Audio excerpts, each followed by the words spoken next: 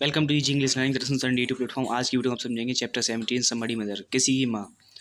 Raked means होता है फटे कपड़े पहने हुए, ओल्ड मीन्स बूढ़ी, एमिड मीन्स बीच में, ट्रम्बलिंग मीन्स कांप रही थी, थ्रोंग मीन्स लोगों की बड़ी भीड़, स्लो मीन्स धीरे, ग्लेंस मीन्स बहुत तेजी से देखना, एलोंग मीन्स के सहारे, एंसियस मीन्स चिंतित, हार्म मीन्स नुकसान, कंटेंट मीन्स संतुष्ट, नो मीन्स जानना, हेड मीन्स ध्यान देना, गेस्ट मीन्स चिंता मुक्त, लेडी मीन्स छोटा बच्चा। The old woman waiting at the crossing because she needed help to cross the road.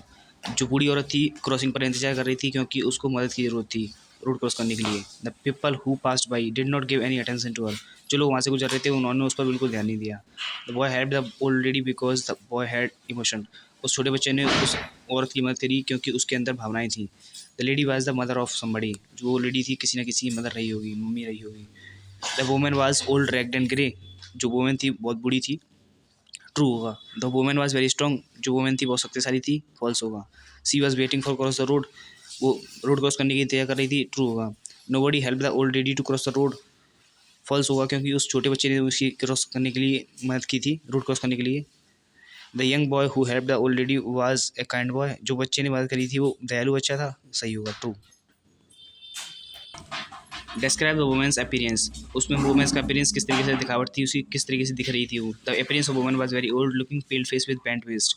जो अपीयरेंस था वुमेन का बहुत बूढ़ा दिखाई दे रहा था, उसका चेहरा पीला पड़ रहा था और उसकी कमर झुकी हुई थी। बेंट वेस्ट, वेस्ट मीन्स होता कमर, बेंट मीन्स झुकी हुई। Why was the old women stood at the crossing lane. जो बूढ़ी औरत थी वहाँ पर क्रॉसिंग लेन पर क्यों खड़ी हुई थी। जो ओल्ड वुमेन थी, the old women was stood at the crossing lane for to cross the road. Road cross करने के लिए खड़ी हुई थी। यहाँ सब थीम ही रहेगा लेकिन for to cross the road इसमें ऐड हो जाएगा। How did the passer by treat the women, what does this tell you about their nature. जो पासर वाई वहाँ से गुजरने वाले जो लोग थे वो उन्होंने उस वुमेन को इस तरीके से ट्रीट किया। The passer treat the women in such a way that they did not pay any attention toward her. It implies that women was very poor.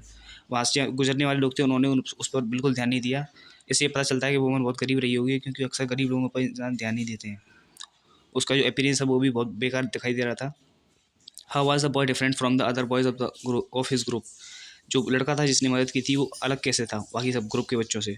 The little boy was different from the other boys of his group because he is the only one who help the lady. क्योंकि वो अकेला ऐसा बच्चा था जिसने उस lady की मदद करी थी, इसलिए वो अलग था। How did the boy justify his action to his friends. उसने अपने जो कर्म थे किस तरीके से जस्टिफाई किए, साबित किए। The boy justify the action to his friend by helping the old lady. क्योंकि उसने उस ओल्ड लेडी बूढ़ी औरत की मदद की थी, इसलिए उसने जो अपने कर्म थे जस्टिफाई किए, साबित कर दिया कि वो अच्छा बच्चा है।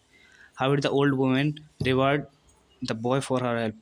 जो ओल्ड वुमेन थी उसको किस तरीके से रिवार्ड मिलता है, किस तरीके से वो ओल्ड वुमेन जो थी किस तरीके से रिवार्ड देती है, मतलब इनाम किस तरीके से देती है उस बच्चे को। The old women rewarded the little boy with blessing. जो ओल्ड वुमेन थी बहुत सारी दुआएं देती हैं उस छोटे बच्चे को। What is the message that the poem gives us. क्या मैसेज हमें इस पोएम से मिलता है।